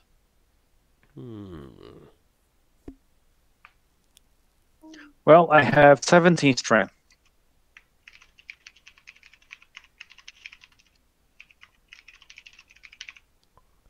Let me see. So which one is the bravest, which one is the strongest, and which one is the smartest? I think Dima is the strongest, and that Yams is the bravest, and I am the smartest. I agree. Dima, Yes. your strength has unparalleled. You've slayed many, many people. And Roshin, when face to face with all this knowledge, you gathered even more knowledge. And Yams, I talked down 2 bosses. So there you go. Yams is the bravest, Dima's the strongest, and Roshin is the smartest. Okay. She kind of smiles, and she taps her staff on the ground, and the 3 of you go unconscious. I knew I couldn't trust her. We're going to pick this back up next Monday. Wow! We're all unconscious. Yeah. Yo. There it 'Cause is. I like this story. The next part of the campaign, I really got to set up. Okay, And that became really not, interesting though. because I'm trying not to go past 11, so I don't want us to get 30 or 40 minutes into it, and then we gotta stop. No, no, That no. I makes didn't do sense. that. I just Yeah, cliffhanger. yeah, I mean, yeah, dude, yeah. Dun dun dun. Yes. I like this. This is fun. Bro. I don't like that lady still, though. I'm just saying. Wiping people's memories is wrong. I don't care what your reason. Yeah. All right, all right. See, don't listen to me because so- you're the DM. But hey, guys, secretly, we'll get all the relics and then we're taking that lady out. Ah! Yeah. We use all the relics and kill her. No, we destroy them, but then we kill her. Yo. Okay, in the end we kill her. Okay. For conversation's sake, Rascal, what would have happened if? All right, so like I take out the Phoenix Fire Gauntlet. I lift it above above my head. I say that this gauntlet killed many people, and instead of me placing it on the tray, what would have happened if I would have said, and I let the gauntlet fall onto my wrist, equipping it? You sick fuck. What would have happened? I actually thought you were gonna do that. Yes. I refuse to tell you because you didn't do it. Oh, damn it! We need to do it again. Yeah, I had a plan for it. What if we Okay, would have so just how- kept refusing to drink the liquid? That's a great question. And well, I had a plan for that too. Oh! I don't want to reveal all my different There it is. Yeah, it's like a Little- magician. little tentacle, my web of. All right, they're not doing this, so I gotta take it another direction. There it So is. you try to plan for all of the ways we're gonna screw your story up. I try to. I will say I also fail to. Ah! But that's Have kind we of the caught you job. off guard yet in the 3 weeks we've done? Maybe. Yeah. But I mean, that's kind of the job of the DM is to say, okay, like, the best way for a DM to plan it is to build the world and have your kind of like laws in place, and then let you guys go free and fuck it all up. Because but as long as you've set those laws and everything, then what happens next will naturally happen. Mm, Because that's what should have happened. yeah. Right. Because I was Now, wondering. question: the most important one. How much gold did I get? Ah! You guys got 600 gold What? altogether. What? Holy shit! Yes. So 200 each. There it is. I didn't hear Yams refuse the gold this time. There it is. That's a lot of gold. Yeah, this is a lot of gold. This is a very large operation. That pays its people well. There it So I have is. 222 gold, 1 mutton, and 1 lockbox broken by yams.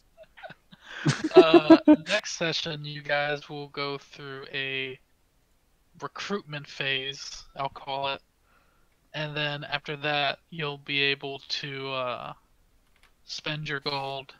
Woohoo! Vendors! There it is. I mean, how long have we been telling Blizzard we wanted vendors? I mean, I'm sorry. Yes. So far, everything we got here was RNG. And we don't even have a seal to roll.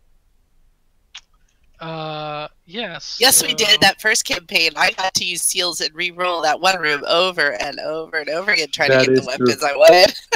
That is true. So we're gonna cheat a little bit.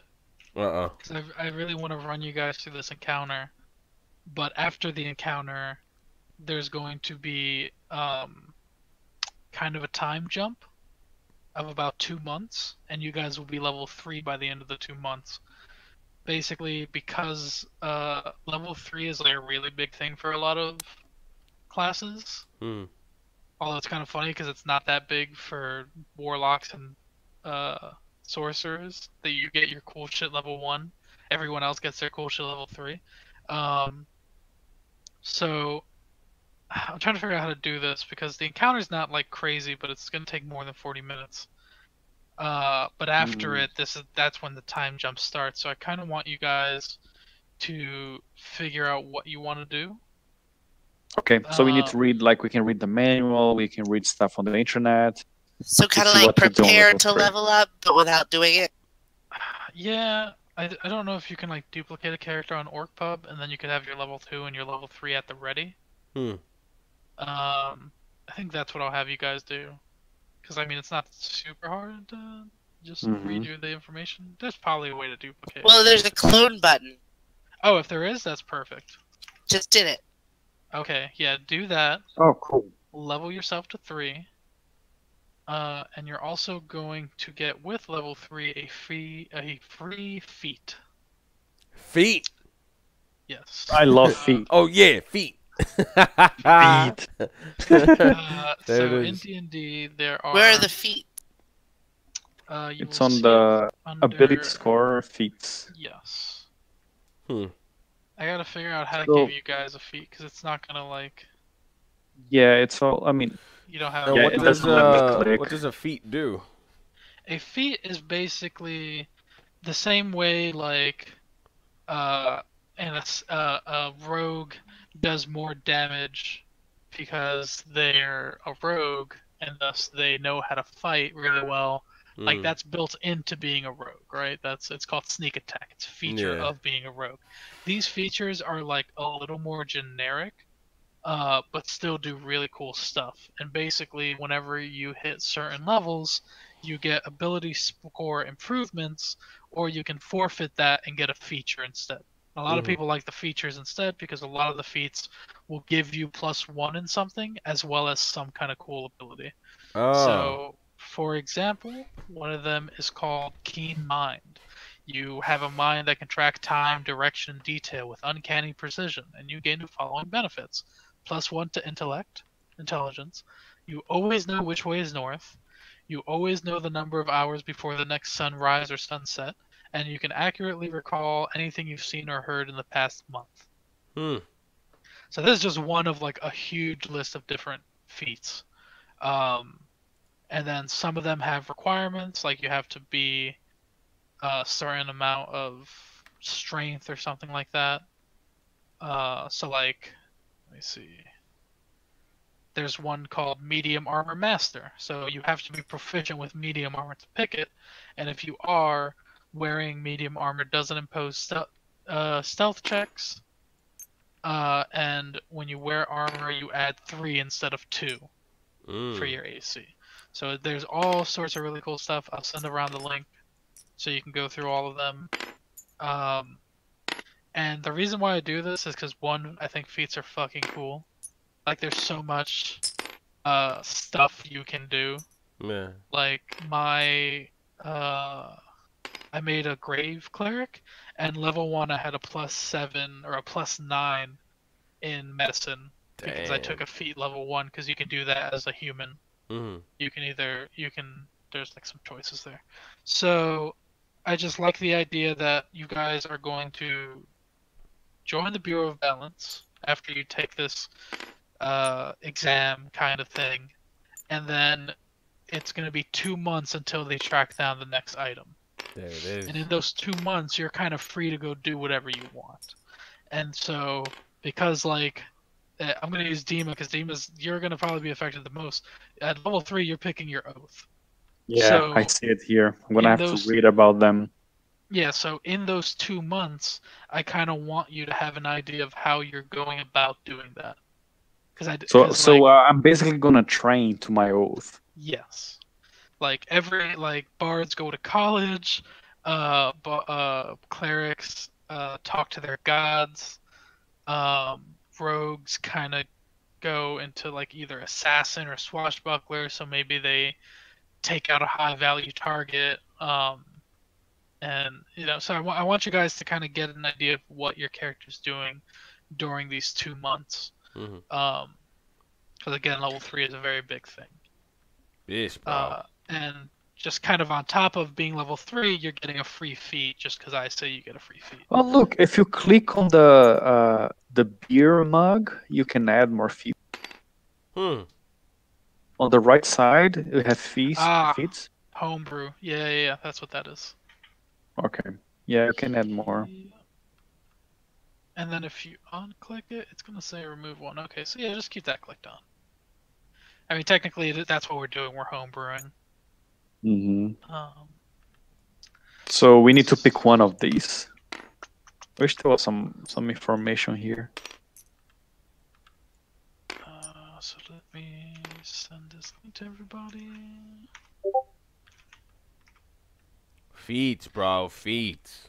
Yeah, and for this 2-month thing, if you have questions about the world, maybe you talk to the director to help you with something you want to do, or maybe you talk to Bo, or you meet some other NPCs in this sanctuary, like you want to find someone who knows about this thing, because that's what you're doing during your 2 months is figuring out about this thing, and you know, get creative, do what you want to do with it.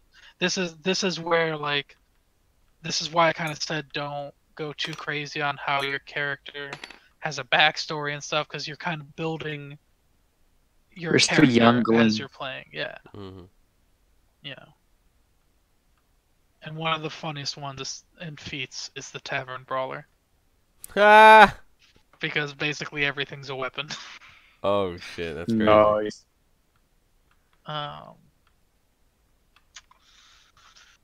So yeah, I think that's everything. Bro, Welcome thanks, to Rascal. Wow. A lot of cool things here. Bro, that was dope, man. Thank you very much.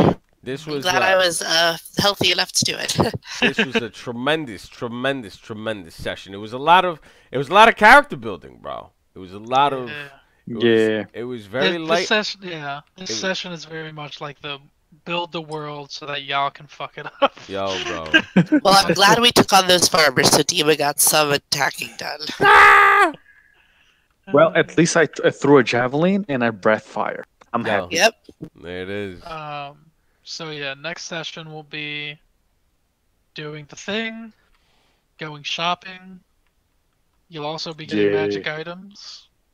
Ooh. So similar to the coin or the card that you got, Yams, for that item that you found off the dude in the red robe. Yes. You're all gonna have a chance to get your own magic item. I tried. Question. It's a very scary thing for a DM to give you guys this much shit, but I think it's so much fun that I don't give a shit. Yeah. Let's destroy the world. No question. Do we get a rest?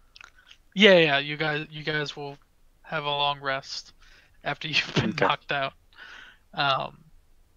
And we'll come back and you guys will wake up and we'll do the thing, and then so you guys will still be level 2 for that, and then you'll be level 3 after that 2-month kind of hiatus, and we'll just pick up immediately after that. And you guys will be hunting down the next Grand Relic. There it is, bro. The Grand Relics of Death, bro. It's crazy, man. Yeah. Bro. Yo, those poor cows, bro. The poor oxen, bro. We left them behind, man. Oh, Betsy. Yo, here they are. We gotta have like a fucking mortuary for all the people that died. Yo, man. No. Mary Blue Jeans. Yo. I don't care about him. Gudrun. But the 2 oxen. Betsy. That orc boy did not outrun that blast, let me tell you. He reminded me of that Game of Thrones boy. Yeah. That killed Jon Snow. This, bro.